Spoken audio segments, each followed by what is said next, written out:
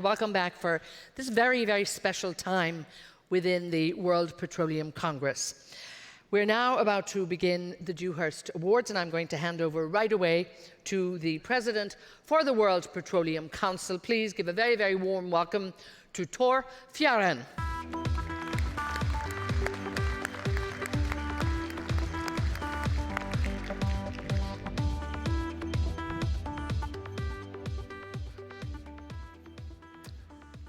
Your Excellencies, ladies and gentlemen, welcome to the 2021 Dewhurst Award ceremony.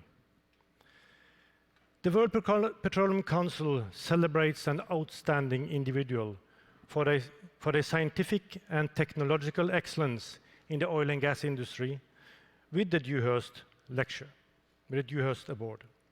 The award is a tribute to Thomas Dewhurst, the president of the Institute of Petroleum, who organized the first World Petroleum Congress back in 1933. The Dewhurst Award is presented to an inspirational leader who has made an exceptional impact on the global oil and gas and energy industry and has demonstrated unusually high achievements over a lifetime. With these accomplishments, the individual is asked to deliver a Dewhurst Lecture at the World Petroleum Congress. And there has only been 10 prior recipients of the Dewhurst Award in the nearly 90 years history of the WPC so far. The recipient of the 2021 Dewhurst Award is Dr. Daniel Jürgen.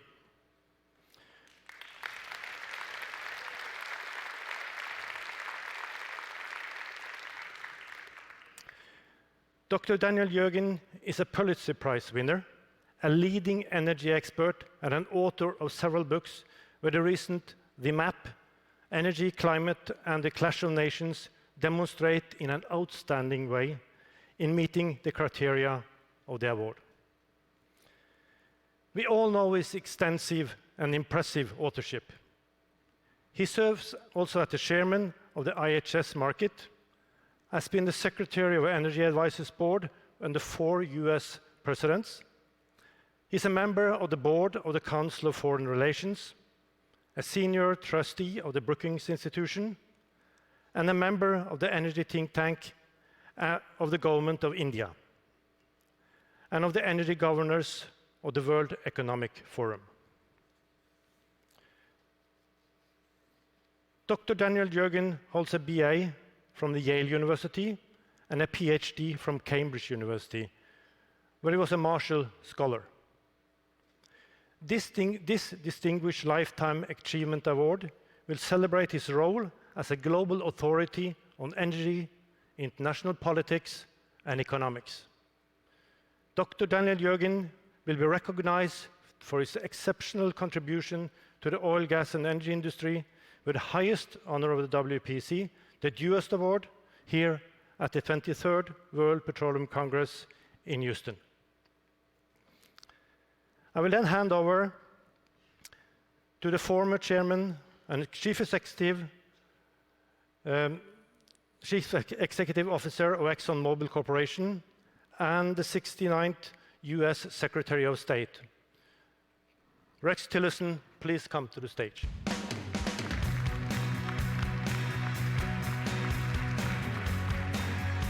Thank you.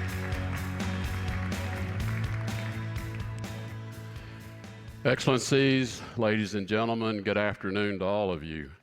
It is a real pleasure to be here and be a part of this award ceremony. In the 90-year history of the World Petroleum Congress, there have been only 10 recipients of the Dewhurst Award. And as was just described to you, it recognizes an inspirational leader who has made an exceptional impact on the global oil and gas energy industry. I myself am proud to be a member of this very exclusive club and was thrilled to receive the award at the last Congress in Istanbul. And it's my pleasure to be here to present the award to this year's recipient as well. Probably everyone in this room has been touched by this year's Dewhurst Award winner.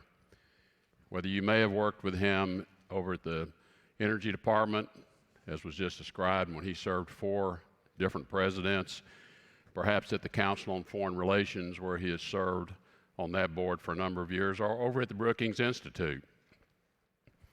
He has also, though, provided important guidance and input to the think tanks for the government of India. And probably almost everyone in this room has participated in or watched on the webcast CERAWeek, where Dan has been the chairman for many, many years now. I've known Dan now for about 25 years. I think we first met during my time in Russia, when Russia was transitioning, and have really benefited myself over the years from my conversations with Dan. But oftentimes, I got more from the questions he was asking me than the answers I was getting, because his questions sent me off to think about some perspectives that perhaps had not occurred to me. So his insights have been extremely valuable to me, as I know they have been to many business, government leaders, and policymakers around the world.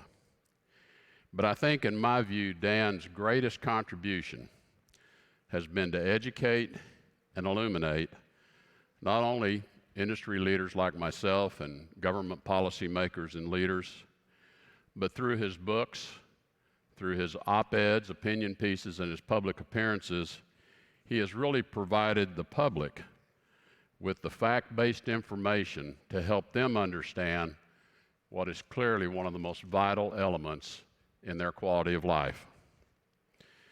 But the thing that has really impressed me about Dan as I've watched him over the years, he provides that fact-based analysis with no spin. Just a clear-eyed explanation of the facts as they are, not playing to what people may wish they were or hope they would be. And it's that type of fact-based analysis that is so necessary for leaders in the industry who are making decisions about their future role to have in order to fulfill their responsibilities. So to Dan Yergin, thank you for your inspiration, your leadership to our industry, and it's with great pleasure that I introduce to you Dr. Daniel Yergin.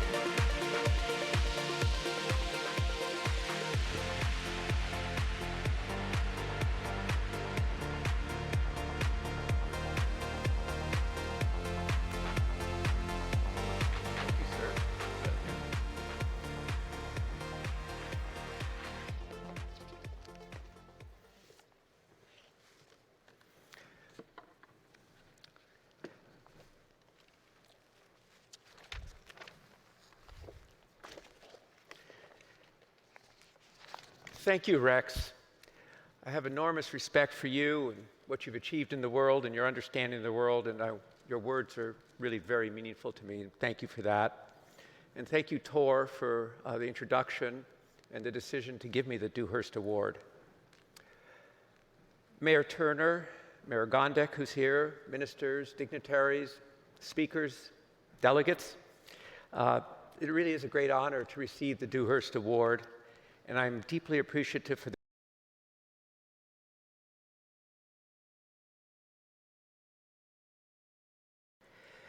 Before diving into my remarks, I want to say on behalf, really, of every delegate and every participant at this 23rd World Petroleum Congress, and what I want to say is thank you to the WTC, to the President, Tor Farron, Director General Pierce Reamer, Jeff Schellenberger, who headed the entire organizing team here in Houston, and everybody who went all out and gave everything to make this happen, and everybody who worked on this conference. So what I'd like to actually do is just ask everybody to say thank you.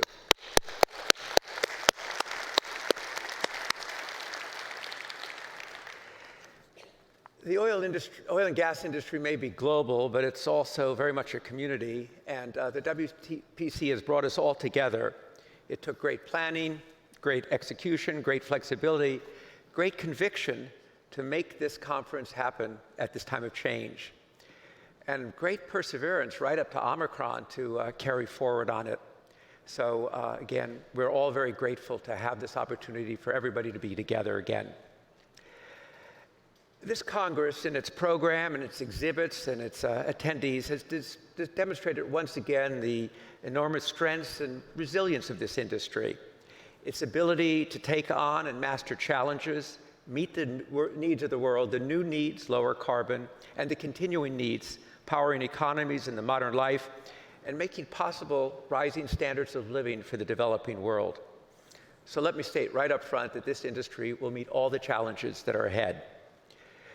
The young people here will play an important role in making all this happen, and that's why their participation in WPC is so significant and so welcome. It was my own recognition of the importance of this industry that, by a somewhat winding road, lead me to this platform today. There was no master plan that got me here. Rather, it was opportunities and curiosities and my sheer fascination with the industry. After I finished my PhD at Cambridge University, I had a 2-year postdoctoral fellowship at Harvard, and by accident, no one was supervising me. Somehow, they forgot about supervising me, and a 2-year fellowship with no one supervising you, that's a dangerous combination. So you can kind of do what you wanted to do, and I did what I wanted to do, which was become fascinated and try and understand about the industry. And what captured me is that no other industry covers such a broad range, from geopolitics to markets and extraordinary people. It's an industry about everything. Then, by some quirk, I got a job at the Harvard Business School, decided to never make that mistake again, so I took it. And I helped write an energy study that ended up on the front page of the New York Times. And then I started a research company with Jamie Rosenfield, who's here today, and with whom I continue to work, including on CERAWeek that Rex mentioned. We started with a $7 file cabinet, and now we're part of a 16,000-person company called IHS Markit, with great colleagues, many of whom are here and from whom I continue to learn a lot. But at the same time, the same year that we started that company, I signed a contract to write a short history of the oil industry, which I promised to deliver in 2 years. I emphasize short, bad planning, for like one of those mega projects that turn out to be much more complicated and take much longer than you think. I was actually 5 years late. That was a prize. And if some of you may have noticed, it's not a short book. It's sort of like a mega project of a book. But that launched me onto something of a double career, both engaged as an analyst in exploring the great issues around energy, but also, to put it simply, as a student about this industry, about its multiple contexts, writing dispassionately about it. And that was, as Rex mentioned, the prize, the quest, and now the new map. And that, more or less, with a few more turns in the road, is how I got here today and to this wonderful award. One of the things I learned along the way is kind of my rule of thumb. It's a rule of thumb theory, is that the consensus about the future of the oil and gas industry, in the oil and gas industry, changes about every 3 years. I certainly see that looking back at the previous Dewhurst Lectures, and really delighted that to follow Rex, who received that award, I guess it's now 4 years ago, owing to the delay, as they address the issues and concerns of their times. Think back just 3 or 4 years. A major focus would have been the extraordinary growth in U.S. oil and gas production, going from importing 60% of oil to being self-sufficient. 8 U.S. presidents since the 1970s had called for energy independence. It had seemed impossible to ever achieve that, and it was more or less now achieved with great impact. And yet it is sometimes now just taken for granted. So that was just 3 or 4 years ago. Where's the focus today? It's clear in this conference. You cannot go anywhere in the world, either in the energy world or the climate world, the environment world, without running into that singular phrase, energy transition, inevitably linked, of course, to climate change and lower carbon. This is, of course, an industry, a Congress, in which exploration counts for a lot, And I want to do some exploration here, exploring what energy transition means. I take on this exploration in the spirit of Thomas Dewhurst, an extraordinary man who went to work working in a mill at the age of 12 in the British Midlands and ended up one of the leading exploration geologists of his time. It was almost exactly a century ago in 1924 that Dewhurst joined the board of the Institution of Petroleum Technologists, which Tor mentioned, which was to beget the World Petroleum Congress. You know what? That too was a time of energy transition. The 19th century had been the century of coal, but oil was beginning to come into its own. Automobiles that ran on gasoline or diesel were proliferating fast, and moreover, the strategic importance of oil had been established by the First World War. And yet, and I went back to check the numbers, oil consumption in 1924 was still pretty minuscule compared to now. Today, as near as I can tell, demand is about 40 times greater than it was, even as the world struggles from one COVID variant to another. Now, for many years, there was a recognition that oil demand would at some point stop growing and would ultimately flatten out, yet that still seemed for a very long time to be pretty far off. In the meantime, it was expected that along with growing oil demand, natural gas would gain an increasing share of a growing global energy mix. But in recent years, demand, otherwise known as peak demand, has become a much more immediate question. There's some who think it's happening very soon.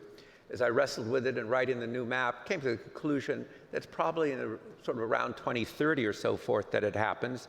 And then it's not a sharp decline, but a sort of downward slope. And by the way, that there's a longer upward tilt for natural gas.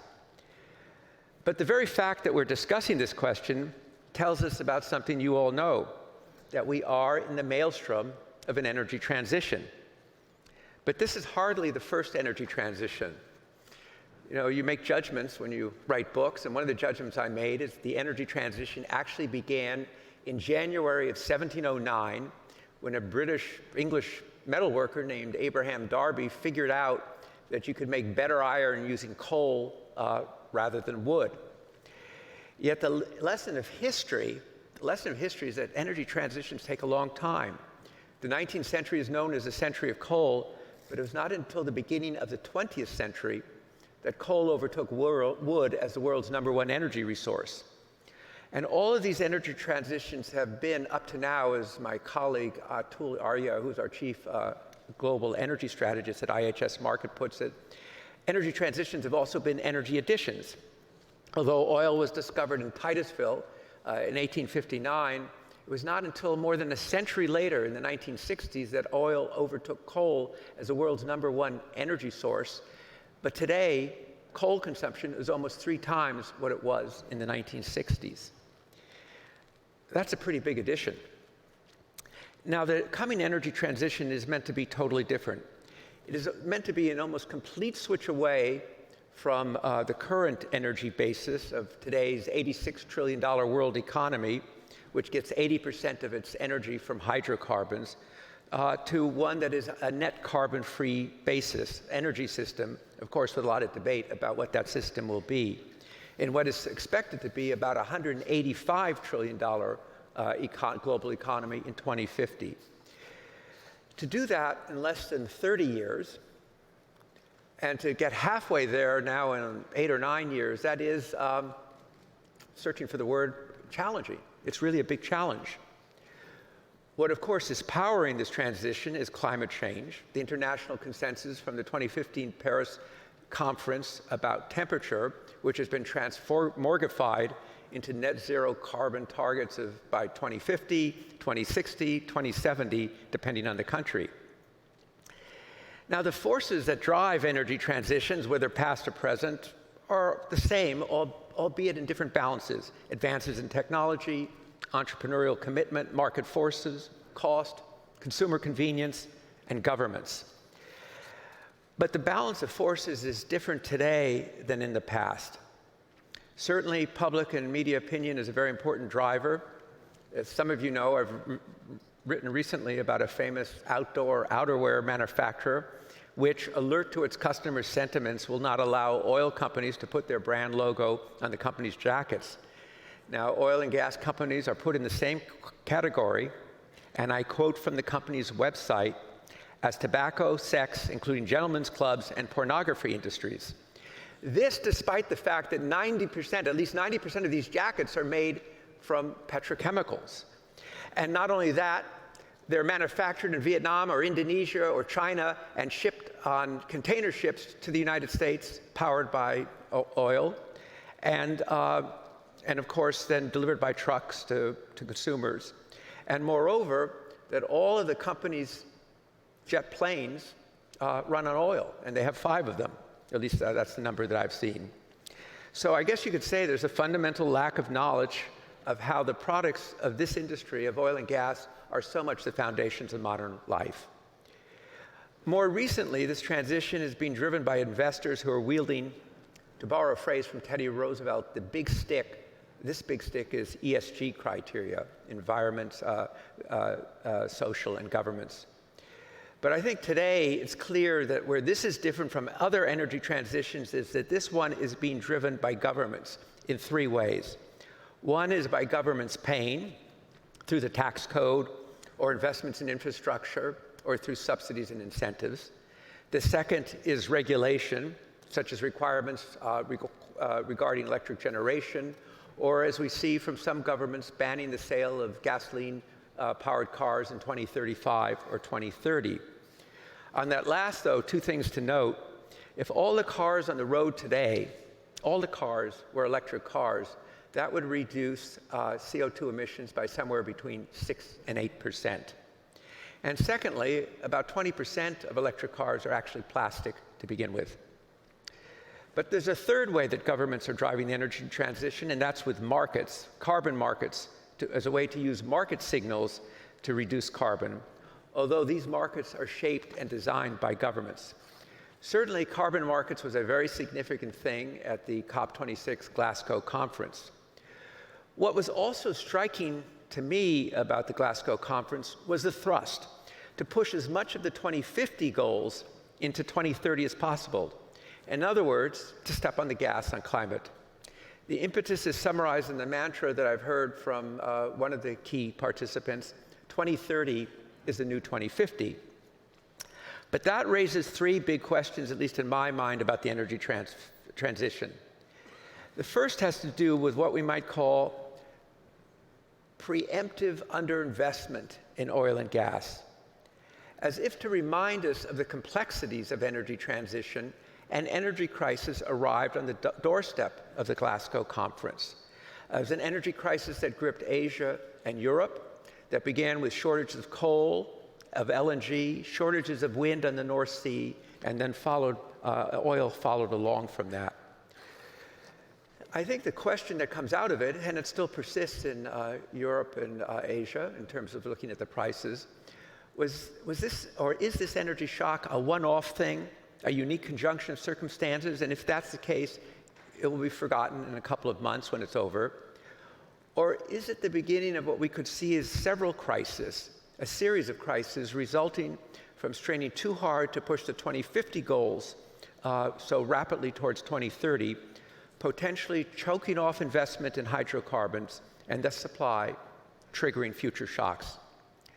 If it is followed by further energy shortages, governments could be well forced to rethink the timing and approach to their climate goals. The current energy shock offered just such a goal. The British government says coal should be over, but with not enough electricity from the North Sea turbines, it started up again a mothballed coal-fired electric generating plant to ensure that the country did not run out of electricity. I found recently in my research a very interesting paper by a French economist named Jean Pisani-Ferry, who is a sometime advisor to President Macron, very distinguished economist. And he's among the most prominent voices warning about the consequences of trying to push too fast and what might happen. In August, before the current crisis, he warned that they're going into overdrive in terms of transitioning away from hydrocarbons. Striving to move too fast to 2050 goals would lead to major economic shocks similar to those that really occurred in the 1970s that so shook the global economy. Policymakers, he wrote, should get ready for tough choices. This highlights the question of investment and the shift in investment away from traditional energy investments into carbon-free energy. And policy, regulatory, and financial sectors are all pushing in that direction, and that will shape the energy transition. But the pressures on investment raise, and we heard it in this conference, even on the opening days, raise fundamental questions of whether production capacity will be sufficient to meet growing demand. This is what I mean by preemptive investment, a mismatch between available supply and the growth of demand. And the crisis that has gripped Asia and Europe this autumn highlights the risk when supply cannot converge with demand. We just released yesterday a study in partnership with International Energy Forum that focused on these investment questions. And I could go through lots of numbers, but I'm just going to mention just a couple, which upstream oil and gas spending in 2020 was the lowest since 2006, a time when world oil demand was 85 million barrels a day, compared with almost 100 million barrels a day as we approach the end of 2021. Since 2050, CapEx has stagnated for reasons many of you know.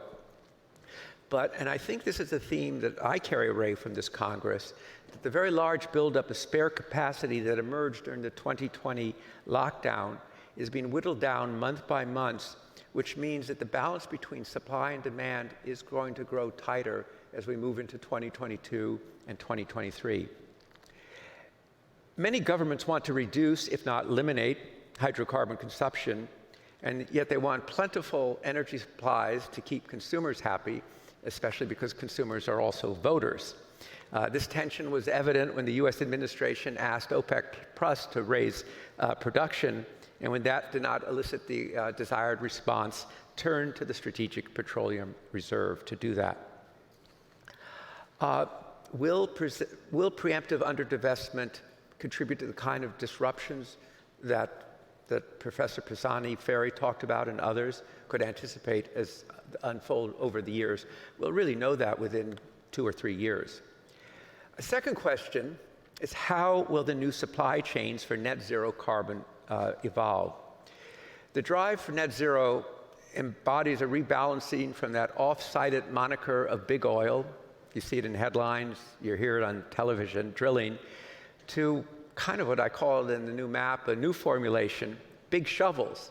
That means mining, a lot of mining.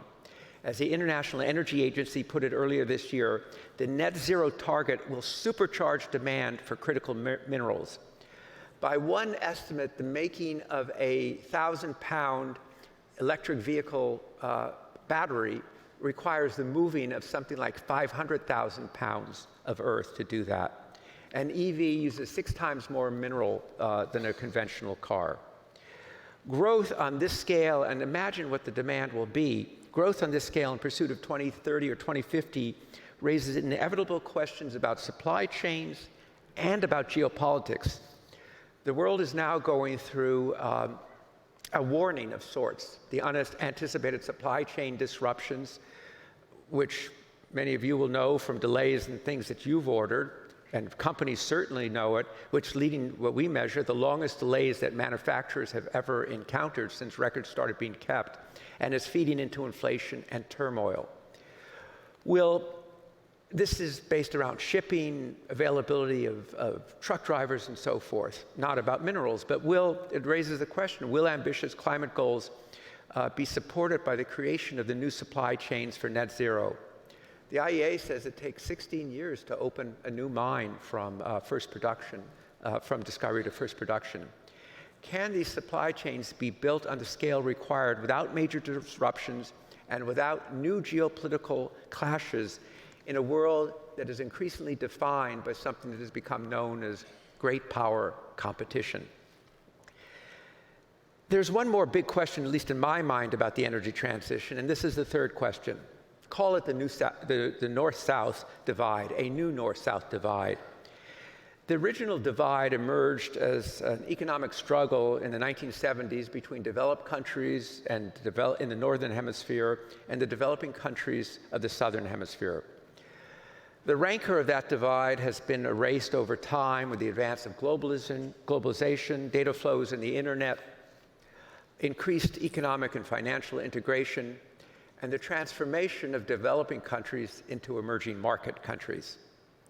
But a different kind of divide is beginning to develop today around clashing perspectives on how to tackle climate change. It seems to me that it has the potential to once again pit the developed world, less than 20% of the population, against developing countries, more than 80% of the population. But the contours are different. For the developed world, as Glasgow demonstrated, climate is an overwhelming imperative, often described as an existential question. While also deeply concerned about climate, developing countries face other existential questions as well.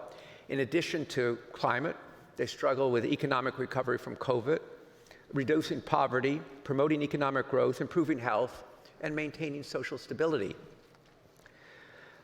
Rex mentioned that I'm on the energy think tank of the Indian government. For India, it's a question of energy transitions, plural, not energy transitions, singular. It reflects the fact that India's per capita income is 1/10 that of the United States. Prime Minister Modi's government has set very ambitious goals for solar, for wind, and now for hydrogen. But it is also emphasizing the role of hydrocarbons to achieve its immediate priorities. It's building a $60 billion natural gas infrastructure to reduce urban pollution, reduce carbon dioxide emissions.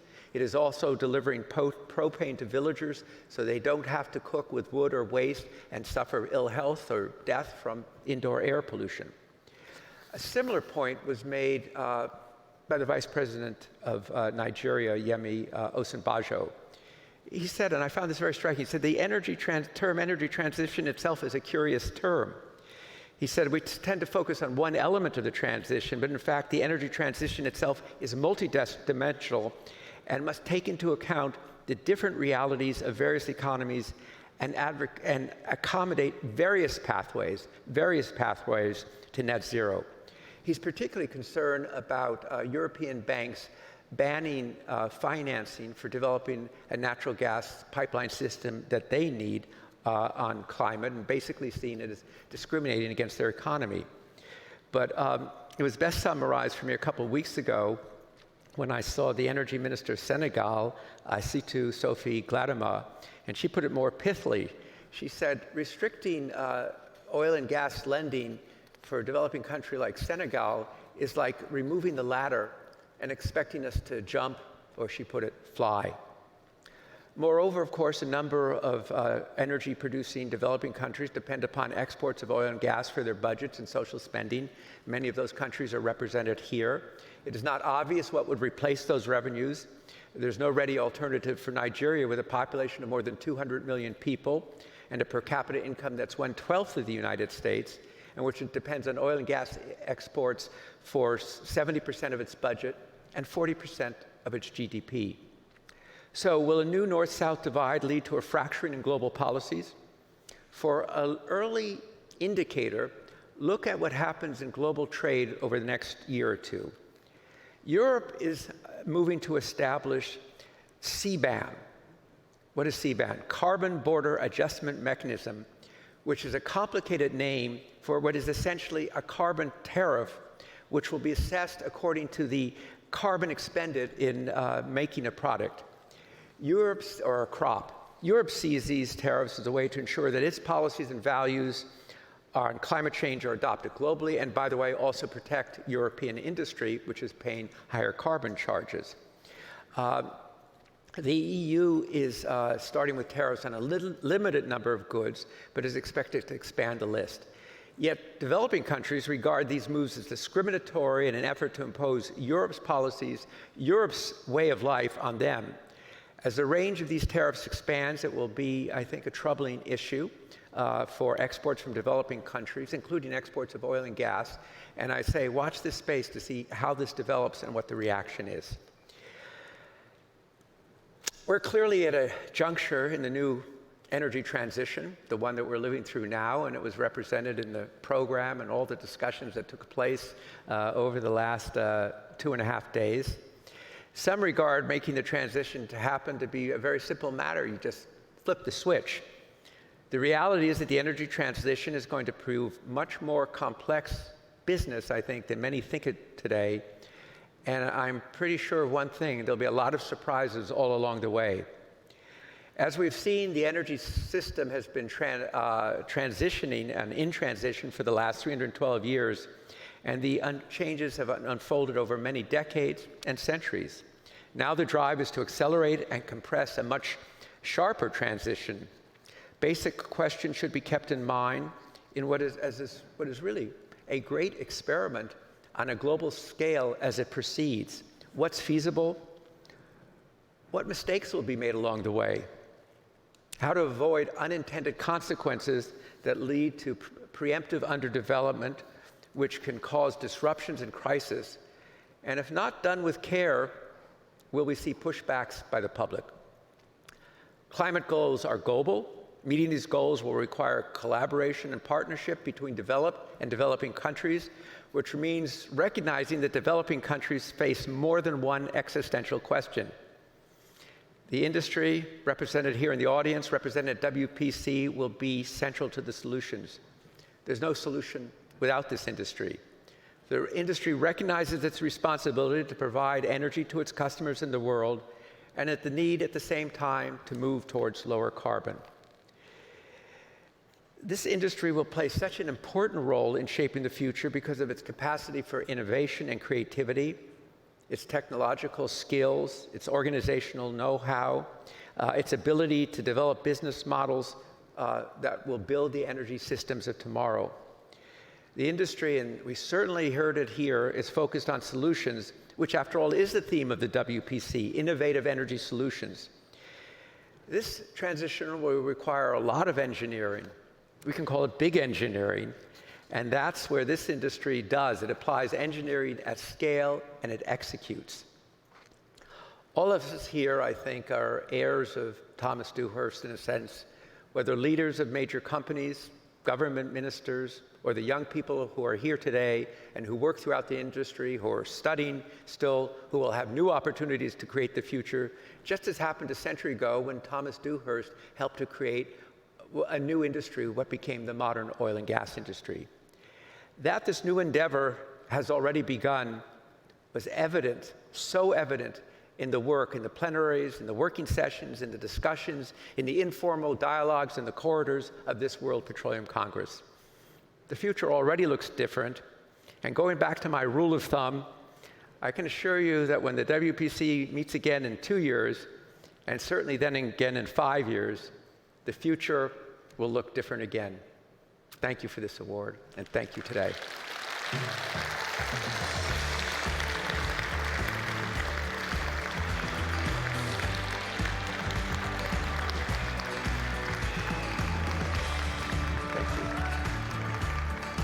Thank you very, very much for a fantastic speech. Thank you. Do we stay up here for pictures? Each on one side. The photographer a little bit forward, I think.